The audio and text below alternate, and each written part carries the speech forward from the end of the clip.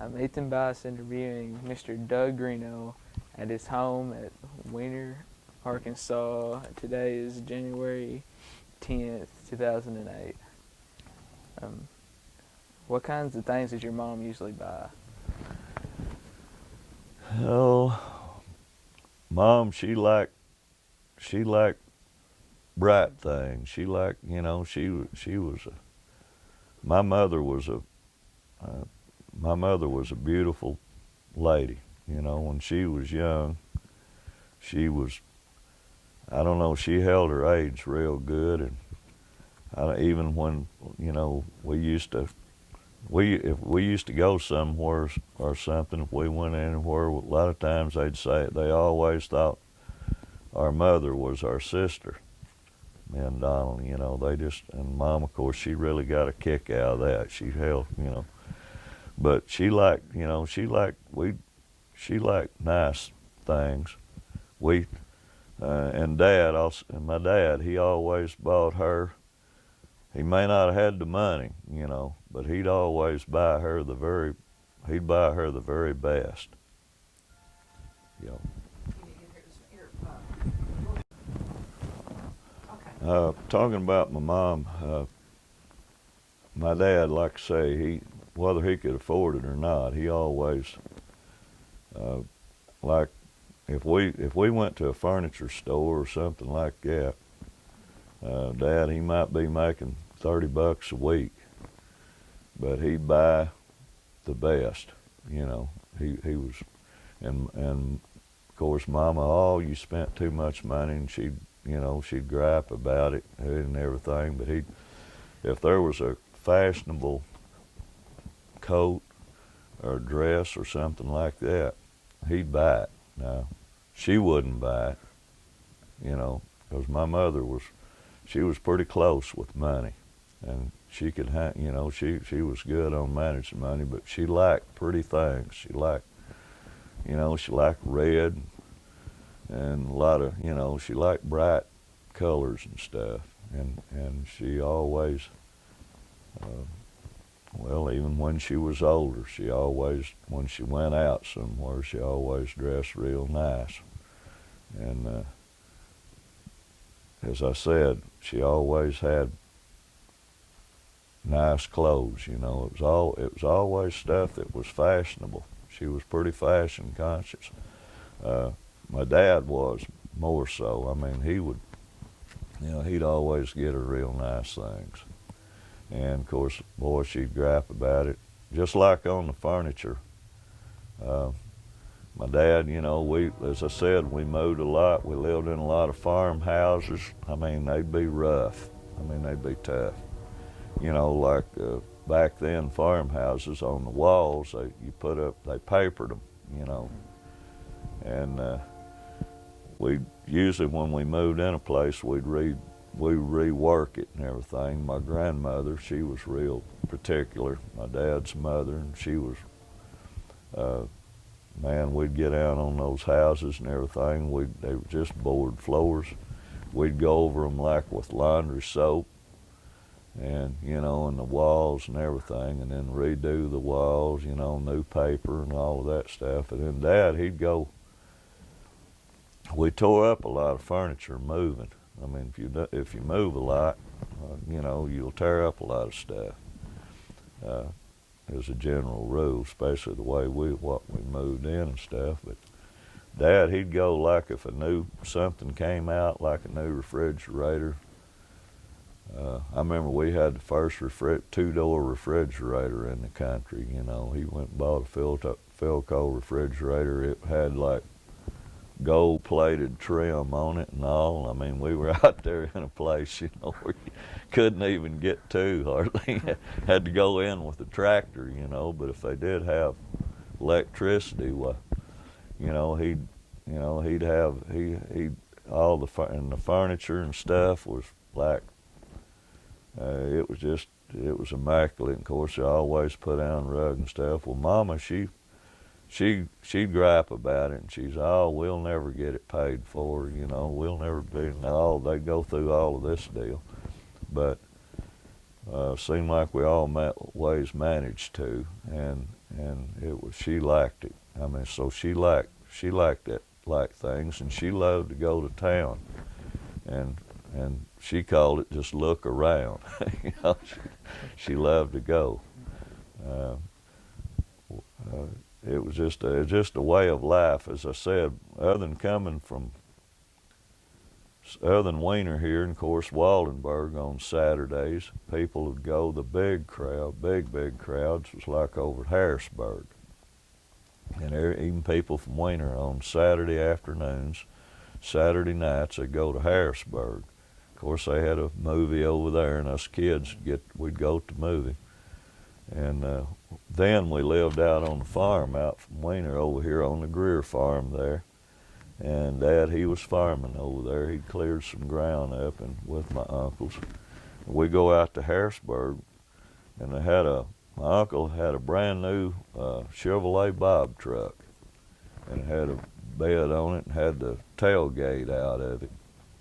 It had the sideboards and everything, and all the people out in that area there, about 75% of them,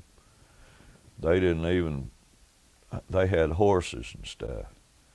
And they might have an old car or something, but most time, you know, well, anyway, we'd just go around kind of like a school bus.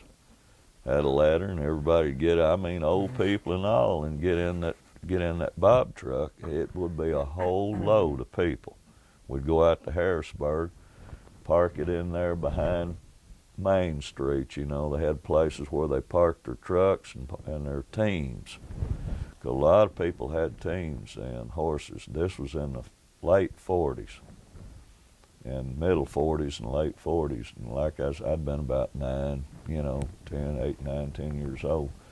Of course, us kids, they all stand out there on Main Street, and all the parents visiting. They'd be getting their groceries and everything, get them all out, and then you'd load it all in that truck late at night. Everybody'd get headed out towards home about 11, you know, about 10 or 11 o'clock in the night, you know, it'd be. But I remember one incident there that happened in Harrisburg when I was you know, I don't know, I was about 9 or 10 years old. We were all up there on Main Street. A lady, this guy and his wife, and had a couple of children pulled up in a wagon. You'd circle around late. It was late in the afternoon. I guess they were going to go home. They'd got their groceries, and they'd went around through Harrisburg, and they were going back north there towards the highway there. You know, there was along about in front of the courthouse, on the other side there on the west side of the street, and they pulled up. They pulled up with these horses and wagon, and this lady was on there, and the man was going out loading. Of course, then you got feed, 100-pound sacks of feed and all that stuff. Had a pretty good load every time. Feed the animals and, of course, the groceries. And they were sitting in the wagon seat, this lady and these kids. And so the man, he gets out, he's putting the groceries, you know, going to load his groceries, and they're going to go. Well, about this time, someone starts to start an old vehicle there, and it backfired, and that team ran away with that lady and them kids in it. I mean, it was on the far end of Main Street. It come right down Main Street. You cannot believe how a team of horses, when they run away, how fast. I mean, man, that wagon, those women, that lady, she was screaming and hollering, and those kids were hanging on, and the man, he was over there picking up some groceries, and all the men tried to run out there and head it off, you know, stop it, and it went right on down through there by the Modern News office, you know, there by the street, crossed that road, which it was gravel, and it was crossed that road and headed out those houses out in there on the other side of there in Harrisburg, headed out through there and went out through there and went between two trees and flipped that wagon over. That lady and those kids, well, everyone went running down there and come come to find out, they were just, you know, they wasn't hurt real bad, just scared. But that's one of those things, you know, like it just an average day shopping that you know, you don't just be standing out there and see a big runaway, you know, like it was a terrifying deal. But like I said, you know, my folks they like to go. They love to, you know, they like to go shopping and go to town. And, you know, we always did that. And it was a great part of growing up. Can you remember any stories your older family members used to tell? Oh gosh, I don't know why. I'm always full of stories.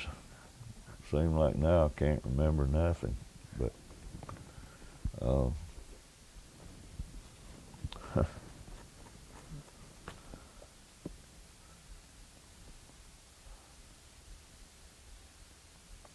well, my grandmother,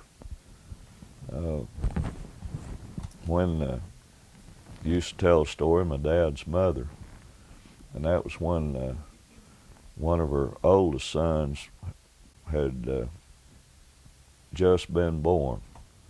Of course, most of the time they were born at home. You know, then they just came out. Maybe they get a doctor out there. Or my grandmother, she was what they call a midwife. She went around, you know, helping deliver babies and stuff like that. My grandmother did. The place that they homesteaded, where they lived out there, out from back in there, they had a house set back in there. There's an old mound out there, an old, we call it an Indian mound. It was kind of in a way.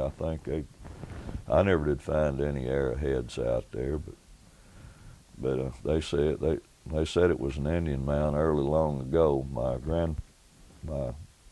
granddad and them, you know, when they worked the ground, well, they used to pick up a lot of artifacts. But anyway, they built a place out there, had a cabin out there. He did when they come down. Well, when my grandmother, when she first married, it was with the first child she had.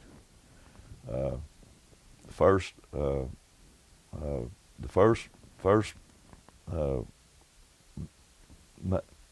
man she married, my grandmother she was only about 15 or 16. Well, she was 16, I think.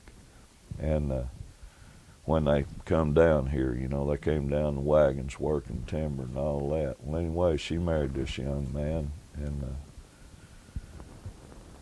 and I forgot now, he was working too in the timber. He was going to work. They were all working. They were out in the fields working. Well, she had just had her first child. They had a son, and she had just had him. He was there in the house in this cabin.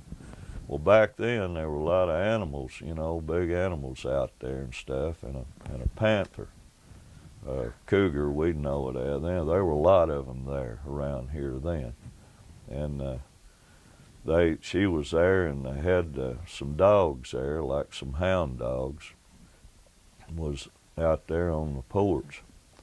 And this thing, of course, there's woods all the way around, you know, just kind of in there where they had their livestock, you know, kind of where their lot and stuff was, the cabin and everything. And she heard this thing scream out there, you know, in the wood, made a sound. They said it was kind of like a woman screaming. I've heard them say a lot of stories about it. But anyway, one of those, and I don't know if it was the fact that she just had a newborn baby or just the fact that the cat was probably hungry or something, but came up out there, you know, just out of the way out there, and came out. Grandma run in the house and everything, and those dogs. She said those dogs, you know, they ran in under the porch and everything. They were afraid of it, you know, those hound dogs, and they're not hardly afraid of anything, you know, really. But anyway, it came out there, you know, came out there to the gate, she always told that story. You know, she was in the house, and of course they had it. She said, don't know, you know, if it could have got in or not. But anyway, it left. But it came out there. And there were a lot of stories like that with those cats. My dad used to. They went out to, in later years there, they lived over there too, out in the same deal. They were out at Waldenburg one night. And they got ready to go home, and the word came that a panther had been spotted out there, you know, just out of Waldenburg out there. And of course, that was all woods in there joining that road then, those fields, just little. And anyway, my dad, he was, of course, the youngest one. And of course, my uncles were real tall, and his cousin, Ralph Chaplin, of course, he lived here in Wiener and lived and died here in Wiener. He was a cousin. He was big, you know, and tall, real tall, long-legged. Dad and Ralph, he said, man, they were going to have to try to go home. It got real late. And they was all scared, you know. Boy, they were like teenagers. My dad, he was real small. He'd went out there kind of like my brother, I guess. He'd followed. And anyway, they got ready to go. They started out walking there and said he just barely could keep up. You know, they were on foot. He said they were walking out across there. Well, anyway, that thing screamed down in the woods down in there. Well, they started running. Dad said, man, he was talking about how scared he was, and he said he just grabbed the back of Ralph's coat. He had a leather coat, and he said he just got a death grip on it, just on his coat tail. And he said, man, Ralph was taking steps, you know, he was long-legged. Dad, he said, man, my feet weren't even hitting the ground, just every once in a while. He said Ralph was reaching back, trying to brush him off. He said, there wasn't no way. But he always told that story, and Ralph, you know, he'd always kind of grin. Dad'd tell it, you know. Daddy said, what was you going to do? He said, knock me off and, let the panther get me or whatever.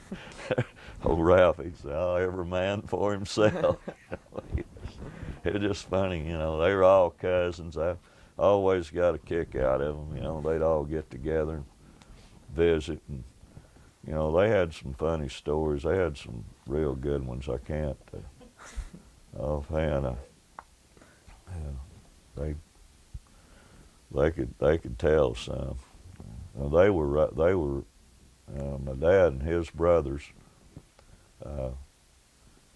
2 or 3 of his brothers. They were pretty good rounders, you know. I mean, they were. I guess they'd be known nowadays as party animals. I guess you'd say there's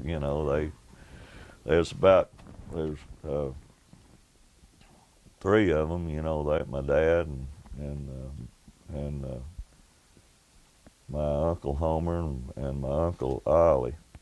You know, they drank a lot, and so all the deals connected, you know, they got in some pretty good scrapes. And then the other 2, or other 3 brothers, you know, they didn't drink or anything. Of course, they were always dead set against it, you know, and they were always giving them a hard time and everything. But anyway, those guys, I wouldn't have taken anything for it.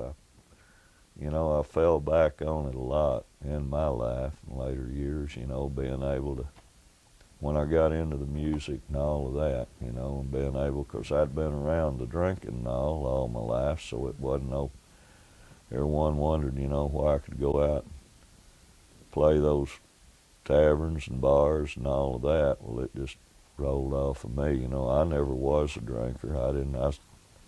I saw enough, you know, then, had I not, I may have, you know, I don't know. I just never did. I thought it was in a way, it was a pretty good lesson, you know, in later years. It helped me, and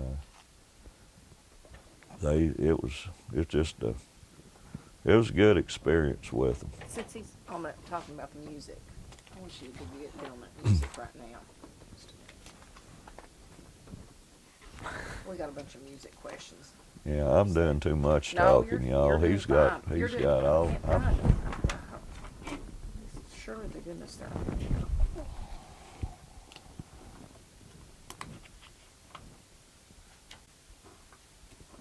Did I do it? Yeah, because that one's on there. Are you sure?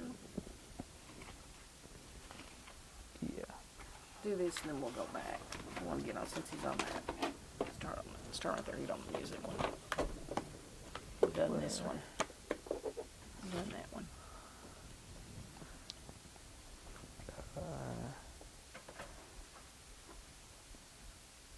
How'd you get first interested in music? My folks on both sides, they love music. They played, one way or the other. My granddaddy, as I said, he played the piano, and he taught music up at Mount Pleasant, taught school up there, and he had students and stuff, and he when he moved his piano down here, of course, and then I was born. Well, then when I was real young, I'd go out there. He always played very well. He he was a fine musician, and I wish I'd listened to him a lot more. I would have made a better musician, and I did. When you're young. Did he play anything besides piano? He played the guitar. He played guitar, harmonica, and of course the organ. Of course, he had one of those foot pump organs. Big thing. I wish I had it. His piano was a player piano that he bought, and he had when I was real small. It worked and everything, and he had a big thing, had all those music rolls, and when he wasn't playing himself, he ordered all those music rolls and stuff, and he played all of that, and people would come there, all out there, they would come from miles around, and he liked to entertain my grandfather and grandmother. She was quieter. And she was more she was more the farmer of the deal. And she had the livestock, she was more, my grandmother really did more of the farm work, like farm animals and all that. She loved that. And my granddad, he loved music and whatever, and he was for a time, he was a telegraph operator for the railroad. And when him and my mother, they were from up there, but when me and my grandmother got married, he went out there in Texas. He was a telegraph operator for the railroad, and then he transferred back up here to a place up here called Moorhead. There it's before you get to Batesville, a little town there, and he liked that too. But then he went on back to his farming and teaching and all that. And he came down here, and some of the people over there, some of the people around Weiner here, he gave some of them piano lessons. They'd go out there. At one time, he had 2 pianos in his house, in his home. He had a real big house out there, and it was, he had several musical instruments, so there was a deal. But on the other side of the coin, my dad's mother, my grandmother, Grandma Derrickson, and I spent a lot of time with them growing up too, with both my grandparents, but both sides of my grandparents. But my grandmother, she loved to sing. She was a good singer. She taught me how to sing. I mean, really sing. And also, she was a fantastic harmonica player. She was so good. And her son, my uncle, that was just older than my daddy, Oliver Greeno, he was really a good harmonica player. Boy, they'd get together, and it sounded like a sound like a full band. You know, they had the harmonics, they got played all the bass notes, you know, and everything. It was a full, I mean, they could really play some music, and so now as a kid I had to, and my dad, he picked the guitar and sang, and back then, of course, when my dad and all them first started out, the music was on the old like Victrolas and stuff, you know. They used to, that's how the first recorded music. Well, of course, my dad's idol, excuse me, was Jimmy Rogers. Now, he was the Elvis Presley of his day. Jimmy Rogers was. He was the biggest thing. You know, he was in movies, appeared in movies, and he was, you know, he was one of the first to start recording, for one thing, but he was the Elvis Presley of his time. At the time, he was real popular, and he traveled around, did a lot of train songs and stuff. And I don't know if you've ever heard any of his stuff. It's crude by today's standards, but just him singing and playing the guitar. But then later on, he recorded. He died in an early age, and he was like, I think about 28 or 29, I think, or something like that when he died. Jimmy Rogers was, and he made a lot of records, both in and around Nashville and New York. He recorded with Louis Armstrong and all them in the later years. You know, they did some sessions. But my dad, he was my dad's idol, and he played he played about all the Jimmy Rogers songs. He used to play them, and also they'd play back then. Of course, you know, people like we knew, they didn't go to nightclubs or stuff like that. They just got together at their houses and they would play. They had a band here in Weiner, and well, Patricia, you know, her folks, I mean, they played music, you know, her dad's brothers and them, you know, they played in orchestras, traveled around, you know, the country. Well, that's the way here. They had like a little house, kind of like a little town. It wasn't an orchestra, but it was a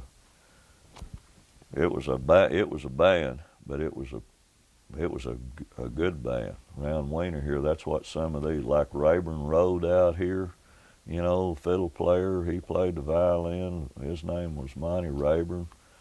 The guy that helped get me started in music on playing the guitar, other than my folks, my dad, granddad, and all of them. Guy around here, his name was Virgil Fryman. He was a guitar player. He was the first lead guitar player that played any lead guitar, you know, around here. He was the guitar player of this band. It was Marty Rayburn, I think Chub Mead. Here in town, he played as a piano player. Bob Jones' sister, Ann Jones, she was a pianist, really good. I got to play with her several years ago. And there's Clint Lynn. There were several folks here in Weiner, and they had a band, and they played, and they'd have dances, and they'd play up here at different buildings and stuff. And that's the way, of course, Waldenberg, my dad, he had a band. He had a guy, you know, that he played with. He was an old fiddle player. His name was Joe Irvin. He was from Weiner, around Weiner. He was raised in Indiana. But he was a fiddle player, and him and my dad, they went around to these, out here in the farms and different granaries and stuff, and they played dances. My dad played the guitar, and one of my cousins, Everett McAvoy, he played the guitar, and they used to go out and play. You know, people would just come out, and it you know, people didn't go to nightclubs much around here. There wasn't any, you know, they couldn't get around that much, but they'd show up. Some of those dances would get pretty wild, you know, out here. You know, I don't think I really need to get into that in the interview. But you know, they and a lot of places, I mean, a lot of dances wasn't. A lot of dances, there wasn't any drinking. A lot of dances, there were. Just depend on, you know, who was having it and where. But Okay,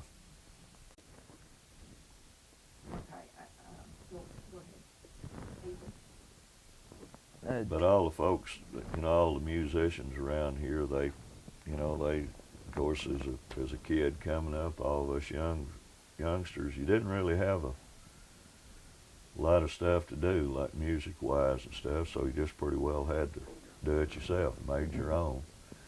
And that's how I got into it. Of course, my dad, they called them like house parties, you know, a bunch of friends come over and they'd play music, dance. They just move all the furniture back.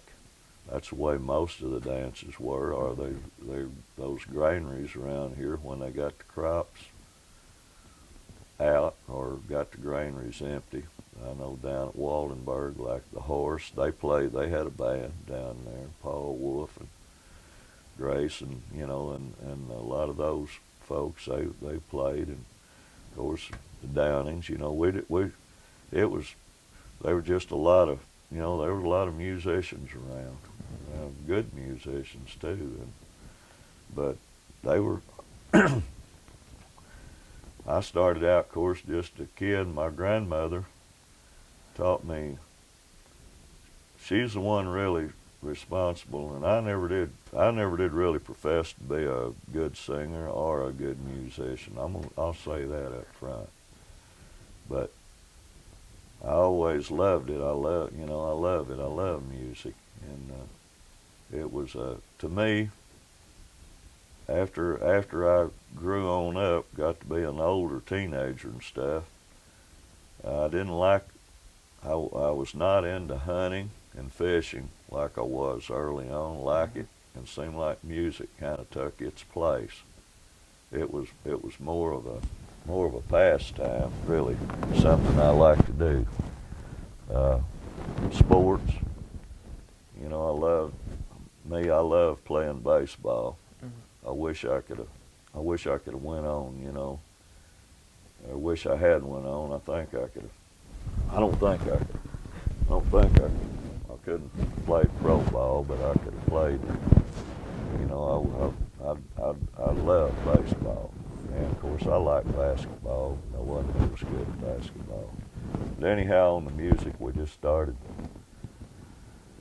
You know, you just pick a guitar up and start playing, and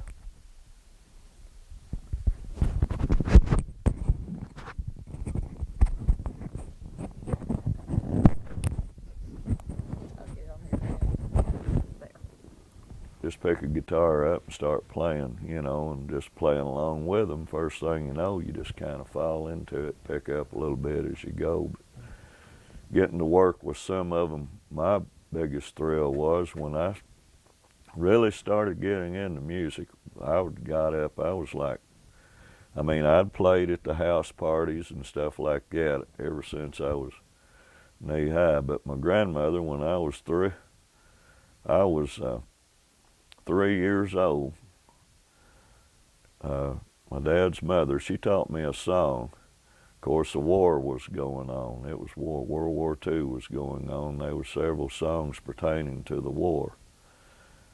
And she taught, of course, my dad he was in World War II also. And my grandmother, she taught me some of the current songs that were going at that time, and kind of taught me how to sing them and everything. And so there were some bands traveling around then, some pretty big bands, later became big bands like, of course, probably wouldn't recognize any of them unless you go back, you know, into the history of music and stuff. But at the time, they used to come to the schoolhouses and all the places around at the towns. That's what they just traveled around. And there's some of the early recording groups like, the Slim Rhodes, you know, they had a TV show out of Memphis. They came, they played around all the schools and stuff. They come to Waldenburg School. And of course, I lived at Waldenburg, and my grandmother, so she taught me a song. And when they'd come, those groups would come a lot of time. Of course, everybody'd go, you know, to listen to them. Well, then they got me to, I'd get up, you know, and sing with those bands. And that kind of, you know, that kind of got me back then. You know, it was just something that I loved to do. And what was amazing, one of the group, there's a group called the Western Swing Band called the Lack Crust Doughboys. They later on became part of the Bob Wills and the Texas Playboys. It's just where they started out, and then some of the country recorders that's now then they're in the Country Music Hall of Fame, but like Iron Charlie, the Louvin Brothers, and back then some of the big names, you know, in that field. Well, I got a chance to sing with those people because they, you know, Grandma, she always, and man, I'd get up there and just about cry sometimes. I remember how scared I'd be shaking, you know, like a leaf. But then once I got into it, well then, you know, it seemed to go good. Well, anyway, I had a chance a few years ago. He was old too. One of the guys, one of those things that happens, you know, in life. But one of the guys that was in a band, he was in the Black Crust Doughboys, and he worked some with Bob Wills. But he had a band. They got really famous down in Texas after they left around here, and they were called the Sons of the West. Well, anyway, this guy came back, and they were doing a political campaign, Bill Alexander. That's back when he was a state representative. And they came to me, and I wasn't playing at that time. Won't know if I'd be interested in putting a Western swing group together to go around, you know, kind of going around playing what they do. You know, you play and they make a speech and play and blah. But anyway, I could work it in, you know, with my truck driving, you know, at the oil company and stuff. It's mostly on weekends. So I did, and the guy that put this together, though, his name was Harry Pierce, and he had been a member of that band. He got to, it's just how things work out. He told about them touring around through this area and said he used to come, you know, he said, man, we used to play at Weiner, and we played at Waldenburg, used to play down at Waldenburg Schoolhouse. And I never, he said, man, there was a kid down there, said he got up and sang, you know. And it was like, you know, I mean, I just sat there listening at him, you know, and I know it sounded like that I was putting him on, you know, and I just kind of looked at him, you know, and I said, I know you're not going to believe this. I said, that was me. And he just, you know, he just liked to die, you know, and he said, well, and I told him, you know, the songs, you know, what I did, and he said, man, he said, that's unbelievable, you know. But anyway, that's just one of those deals, you know, you never do know who you're going to run across or what you're going to be doing in your life. But anyway, I got, you know, I went ahead and got on up a teenager. And I was always real bashful, really, and I kind of played the music down, kind of, you know, when I was in school. I mean, they knew I played, you know. They'd come, some of the kids I run around with, you know, they'd come out. But then, long got up in, you know, about the 11th or 12th grade, you know. Well, then all of us boys decided the girls, they liked guys with those guitars, so I really started playing. We got us a guitar, and all of us boys, you know, and we go around playing those guitars, which is just the way they're doing now. You know, some of them, I know some of the boys, you know, they got them little bands going and everything, and we did that, and so then about that time, or even when I started in with the guitar, there was tavern down at Waldenburg, a place called Ed and Mary's. And it was well, it was basically a beer joint. You went in there, you know, and you could eat. It was, but they ran it nice. The two owners, Ed and Mary Gilpin, they built the place. It was kind of like on the theme of Josie's. It just about on the same line. I mean, later on, and but anyway, you could go in there and eat, and they, of course, they played music. Well, anyway, they decided that well, Ed and Mary, they had the place, and then they, I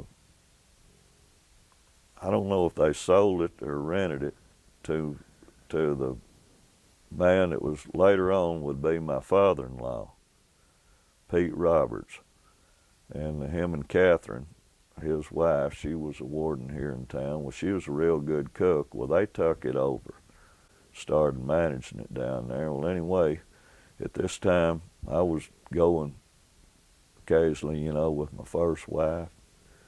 And so he wanted me, he said, why don't you come down there and play, you know. I said, man, it's just me. He said, well, just bring your guitar down there, and said, why don't you just come down there and play for them on a couple of nights a week. He said, when you get off of work, you know. And they closed up about 11 o'clock. So I was working on the farm, you know, and I was driving a tractor then from about 5 o'clock in the morning till about dark. And I said, man, it's going to be rough. But anyway, I worked it around. I was working for Barnhouse. And I took my guitar and I went down there, and I had a cigar box. And I just got up there and I just play songs, and they sat out there and they'd request them. And they just come up there and drop money, you know, in the cigar box. And I tell you, back then, buddy, that money was hard to come by too. And I was working on the farm. I was working like, I was making, and that was top, as good as anybody was making then on the farm. I was making $5 a day. And I was driving that old steel wheel Model D, John Deere. I mean, from, you know, I was out in the field usually by 6, and I at least stayed till 6 or 7, you know, when during work season, which that's what you did. Well, anyway, I was making $5 a day, and I went down there. I said, oh, man, I don't want to do that. But anyway, I thought, well, I'll try it. And I went down there and stuck my guitar, and I just sung a few songs. You know, they wanted to hear something. I knew about all the songs. Of course, all of us kids, you know, we listened to the radio. Some of them I knew them right. Most of them I knew them wrong. I know the words, but anyway, I got down there, and man, it just, people started coming. It was something different, you know, and I don't know why they hadn't done it or tried it or whatever, but it's kind of like Josie's, you know. People just, you know, they just started coming out, and they couldn't even get in the place, you know. Of course, everybody had got started playing then was going. Some of the guys were going, like Carl Perkins and Elvis and all of them. They'd started, you know, Elvis had started recording, of course, 3 or 4 years before that. And they was traveling around to the nightclubs and stuff. And I thought, man, I was, you know, I was making $5 a day, you know, working, and man, I was going down there and I was making about $15 a night down there playing that guitar. And I guess that's what really sold me on the music business at the time, you know. So I went ahead, how you doing? I got me another guy to play with me, you know, added one. There was just 2 of us. We did a lot of Everly Brothers songs and a lot of harmony songs and stuff. And then Then I said, well, I need a bass player. Which, and I just kept adding. I got it up to about 3 or 4. And then, of course, by that time, I just, of course, moved on out like the rest of them were doing, you know, started playing nightclubs, stuff like that. I done got in. Well, I went out to California. I went out there and went to work. I got married, we went out to California. That's another wildcat deal. I mean, you know, you'd always thought, I thought, to go to California, I thought everyone was rich in California. You just went out there and money was growing on trees. You just go out there and just pick it off of them. I mean, it was nothing but, you know, you make your fortune. Back then, that was kind of the gist of it, because everything was kind of geared up to California. So anyway, we got married, and we headed out with another couple here in town, went out to California, out to San Francisco. And supposed to have a job when I got out there, and we got out there and didn't have the job. It already fell through before we ever got out there. So there I was, but I had an aunt and uncle out there. Well, we stayed with them for a few days, and I got a job out there for Great Western Chemical Company, driving a truck and working it. It was a chemical plant. It's there where the old shipyards are. They had a thing in the paper about it the other day, about the people that worked there building ships there, you know, old Kaiser shipyards. I looked at that thing, and some of those, I said, man, I used to work out there, you know. That's another small world deal. Well, I stayed out there. We stayed out there about a year, and I played music out there. I got with a band out there called, we called ourselves the Untouchables. It was a very original name. There was a TV show on, the same deal. Ripped them off, but then there was a guy out there. He was a Western. He was kind of like Bob Wills. He had a television show and played some places out there, named Blackjack Wayne. He wore a black suit, guns. You know, thank God they wasn't loaded. Had a, you know, double gun set holster. He was a Hopalong Cassidy looking guy, if you've ever seen him. I mean, you know, but he could talk. You know, that's all he did. He didn't sing. He was kind of like Gene Williams, only a lot better. I mean, this guy had it together. Well, I got to, you know, playing with this little band I had. We were kind of rock and roll. Well, actually, at the same time, John Fogerty, Creedence Clearwater Revival, they were playing around out there too. They were just getting started. They were about like the rest of us, you know, there around. We played like San Francisco. I lived in Richmond. We played out there at Hayton Ashbury over in San Francisco and played a few jobs, you know, our little band, you know, we opened. Had a chance one time to play with Chubby Checker. He was the hottest thing going then. The Twist hit. And I guess this was in about 1960. And anyway, he came to the Cow Palace, and they put a band together to back him. And the boy that played lead guitar for us in our Untouchable band, he went over there and played for him. And the drummer, they did a little audition, went, but I guess they didn't need a country singer over there.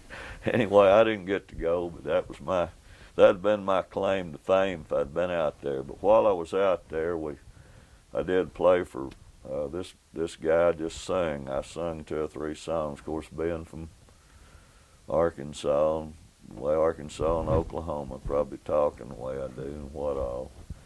I did some songs, you know, like some Western swing songs, and did White Lightning, you know, and stuff. They identified with Arkansas and that, you know. But anyway, we had to for those acts to be on his TV show. Uh, they had to work. They played a big place out there. They did serve alcohol, but it was like I don't know how they did it. It was kind of an all-age type place. It was out there at a big naval base, and it was right there by Richmond, Vallejo, California. Big old place called the Dreamboat. And man, it was like 2,500, sometimes as many as 3,000 people would be in that. They put it in a big old hangar, I guess, where they used to make submarines or something. It was humongous. It was a big place, and they had seats and rows and everything down all the way around it. It's kind of like being inside a mini coliseum, you know, with just seats around it. And they all got out there in the center and danced. Well, you know, I did a couple, 2 or 3 songs with them. I did my little part, and I just played the guitar and sang on what I did. I wasn't near good enough to play. Boy, he had a knocked out band. The house band, there's about 8 of them, and but he booked these acts in here, these top acts, and they came from everywhere, and they'd have to play that in order to be on his TV show. Was part of the deal. Well, I got to meet a lot of people, you know, that at that time was in the music business. They came by, and of course they're backstage. You know, we'd have a jam session. We was always playing back there, but backstage I always liked to do that. And so I made some contacts, you know, in the music business then, several of them, and say, well, why don't you, you know, come on and, you know, go with me wherever they were going, you know. Some of them, a lot of them were out in Nashville and different places. But anyway, I stayed out there about a year, and my wife, Doris, she was pregnant with Dwayne, my son, got pregnant with him, and she was kind of having some problems, so I came back. Where she'd be back, you know, closer to here. We came back here, and then he was born.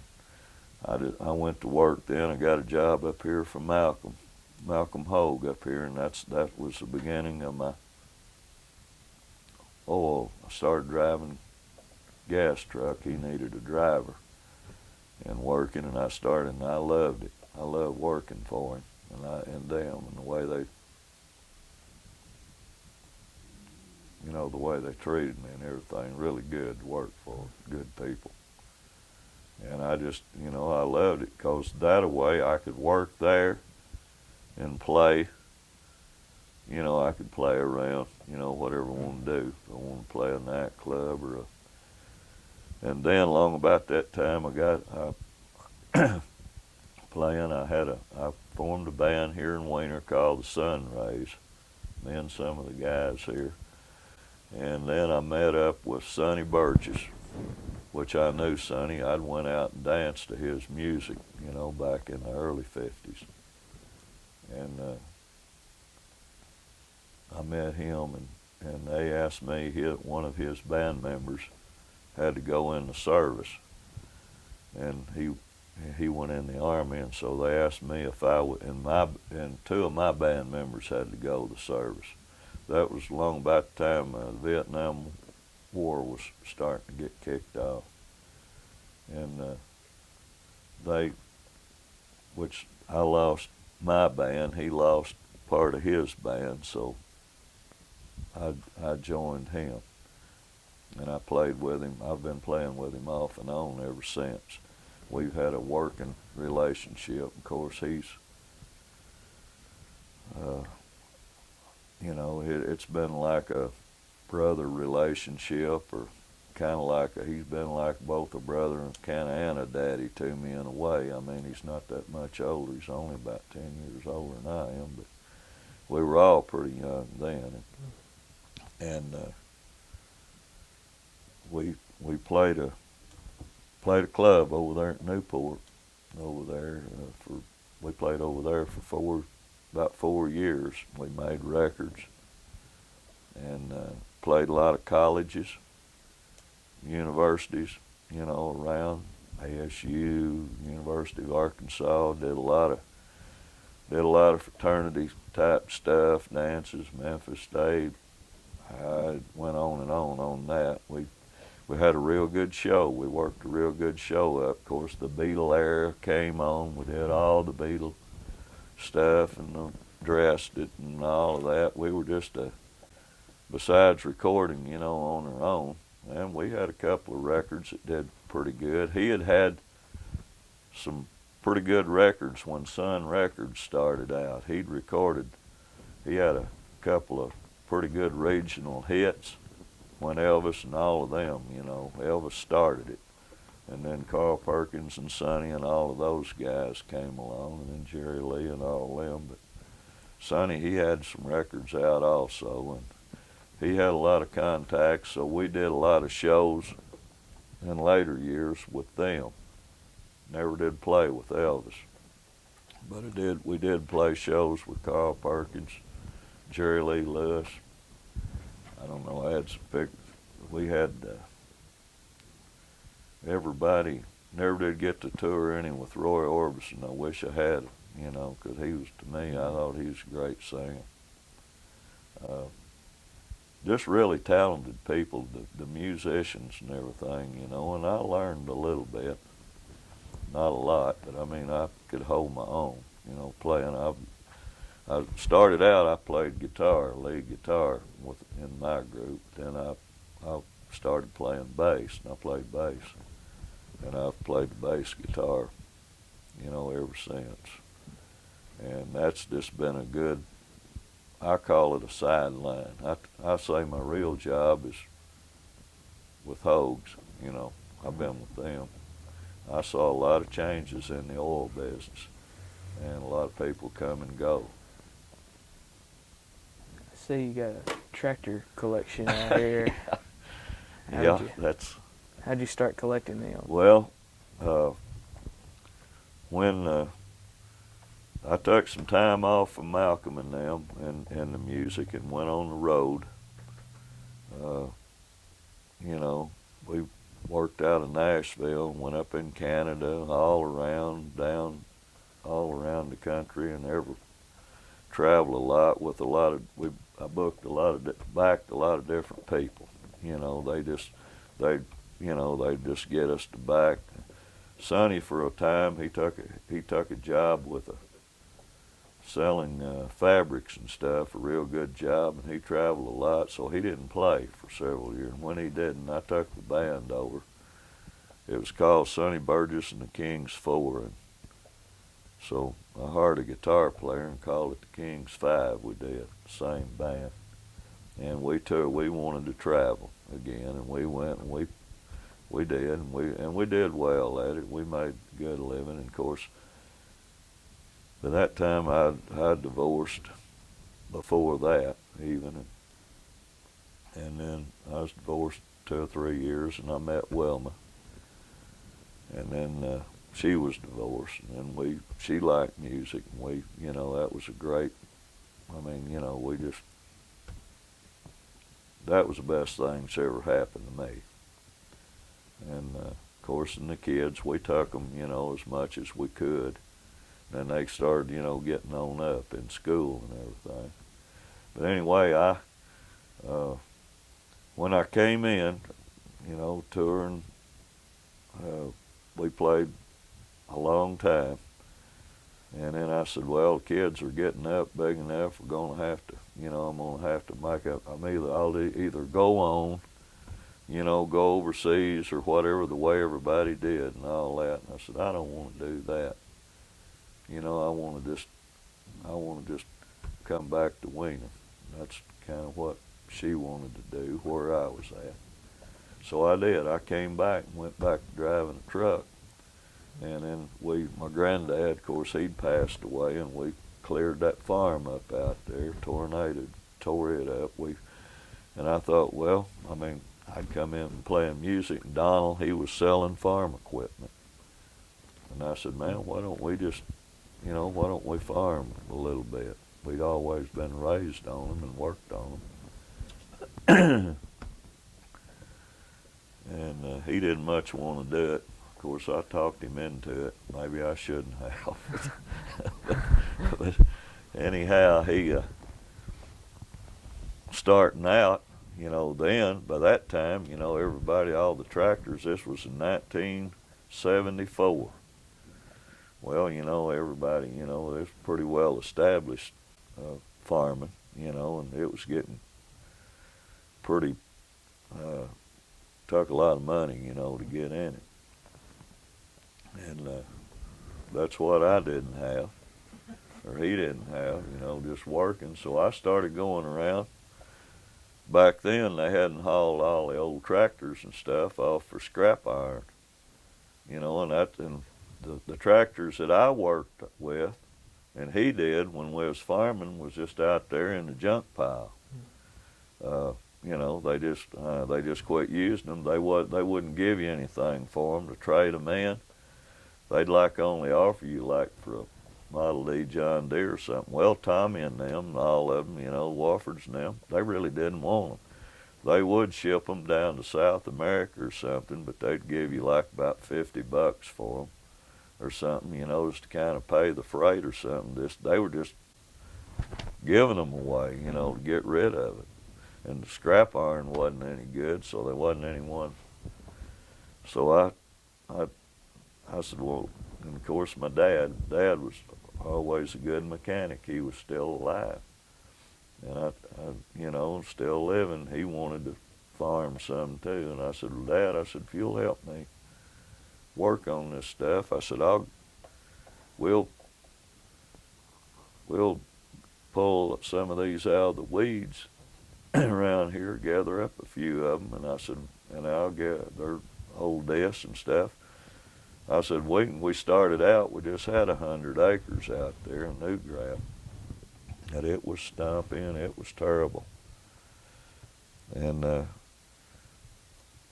said, I'll go ahead and get those tractors out. And Donald, of course, he was selling farm equipment down at Waldenburg. A couple of the boys had traded in some tractors, and they were going to go for a little or nothing. So he bought those, and I just went out here around and farmed some of these farmers, and they had old tractors out there, and I bought them. I just bought them for scrap iron prices, and I don't know. I guess probably the most I ever paid for one of them was like $400 or $500, which seemed like a lot, because they wasn't. But anyway, I got them. There's of course something wrong with every one of them. We just took them all and made, tore them down and made one out of 2 or 3, and that's how.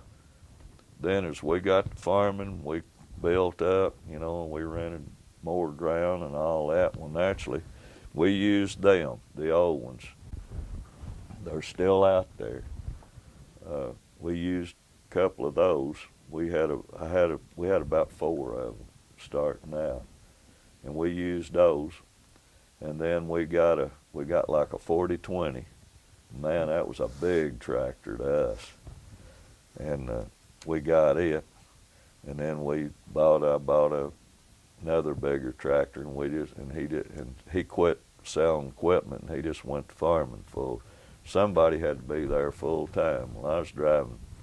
I had my job, so that's why I'm saying I talked him out of his job. But anyhow, it was really good. We teamed up with my cousins, and one time there we were farming like 3,200 acres, and it was too much and too big. But now then we farm about 800 acres. Which is your favorite tractor? What's my favorite tractor? The ones you have out there. It'd be the ones I have out there that I started with. Which of the tractors? Huh? Which Which- are the ones out there? Which are the ones out there?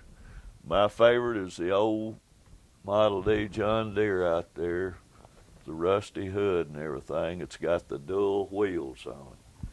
When we went out there in that new ground, they bogged everything down. There's an old post oak ridge in there. They had combine. I got some boys to come out and help custom cut, George Siddons and some of them.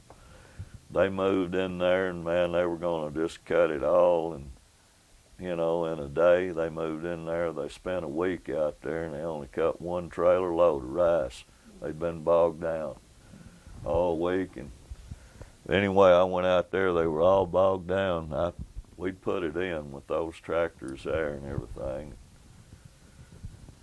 That old tractor was sitting out there. They had everything. They had big four-wheel drive tractors down. They had a big International four-wheel drive, a big Case four-wheel drive down, buried. All the there was 4 combines down, all the grain buggies, and I went out there. I pulled up in my oil truck. We had a cable that was like 100 foot long. Had a hook on each end. And I went out there and I said, "Man, what's happened out here?" It's about 2 o'clock in the afternoon. They were all just standing looking. I mean, everything. It was just, you know, how when you're bogged down there, it was a terrible sight. Your dad probably, he may have been out there along about that time. He might have remembered it. Because he drove a combine for us.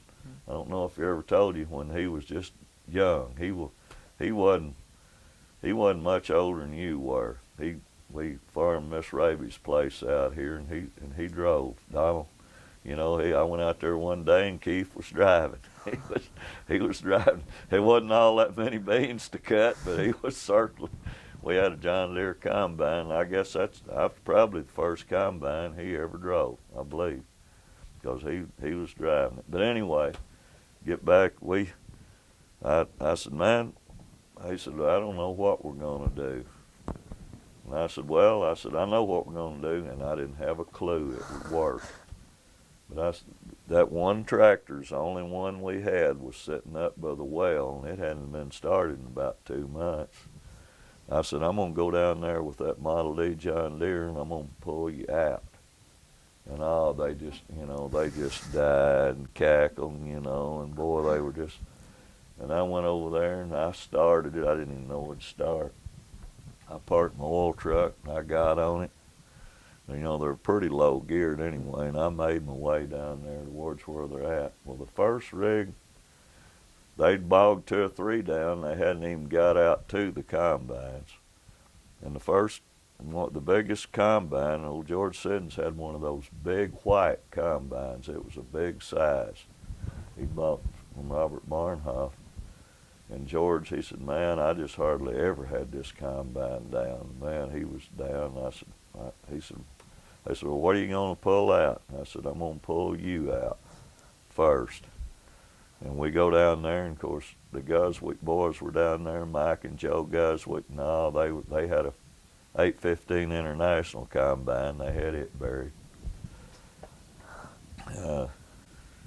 So I'll go down there and I make a big circle, you know, and I hooked on my cable. I almost couldn't pull it as long as it was. I made a big circle out there, and boy, that ground, it was just shaking. But that tractor's got that old D, you know, it's not all that heavy, and it had duals on it, and the tires on it, and of course that was a lot of rubber on the ground, you know, holding it up. And I made my way out there, and I hooked on that thing. I didn't think I'd ever really shake it, but I thought, well, I may as well have everything bogged down. And they were all standing out there watching. And George, he got on his combine, you know, and how when you pull one of them out, I just kind of holding against him, you know, and let him. And man, that thing started coming out of there. And I pulled him out, higher ground. And the Guswick boys, they threw their hat down and stomped it, you know, in the deal. And, you know, they they went home that day. We finally used the 2 rigs, you know. We used George's combine and then that D, and we pulled them all out, got them all out. Had to hook chains and chains. Some of them we'd pull as far. We had chains that reached from here across that street down there, you know, out into the field trying to pull. We got it all out of there, and in a few days, you know, it solided up how ground will do. And they went in there, we went in there, you know, and they cut the rice. And it made great, that rice, but it was that old Nortie. Man, it was tough and green, and those combines were choking down, but it was a funny farm deal, and every time I get around them now, I always kid them about it. You know, they said their combines, George Siddons, he said his combine never had been choked down. He'd never choked the cylinder down and all of that on it. And that big old white, they were belt-driven combines, where a lot of them, you know, were chain-driven, a lot of it, cylinders.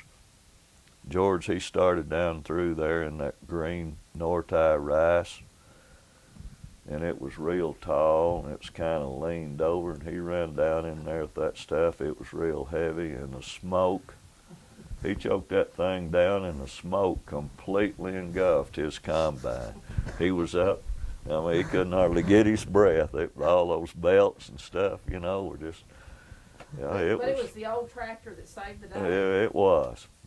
So it's my favorite. And Donald's, his was the one that sits right there by it, the case. He had a LA case that belonged to Paul Horst. He had traded it in on a new tractor.